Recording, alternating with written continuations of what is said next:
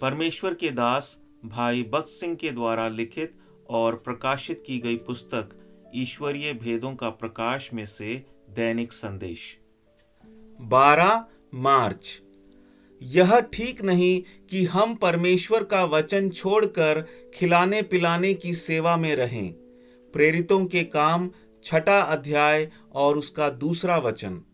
जब चेलों की संख्या बढ़ती गई और प्रभु सामर्थ सहित कार्य कर रहा था, तब शैतान ने ऐसा किया कि इब्रानियों के विरुद्ध यूनानी लोग कुड़कुड़ाने लगे और बुड़बुड़ाहट करने लगे।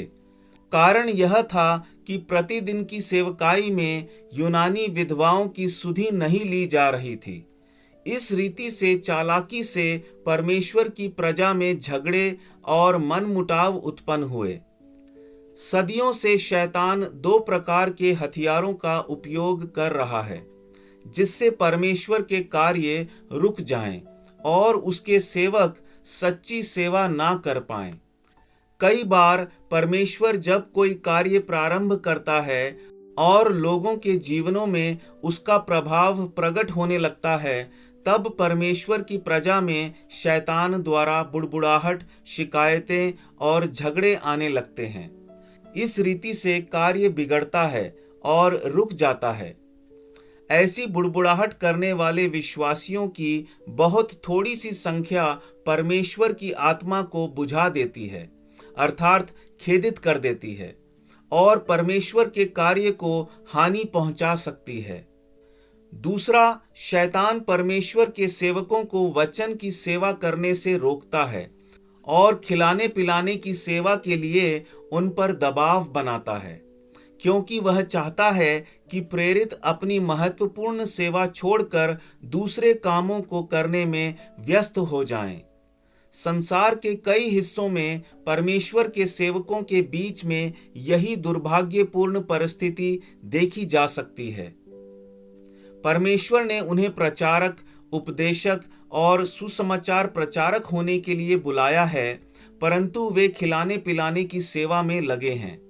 कुछ समय के लिए तो वे विश्वास योग्य रहते हैं, परंतु जब कार्य में वृद्धि होने लगती है, तब वे संसार के साथ जुड़ जाते हैं।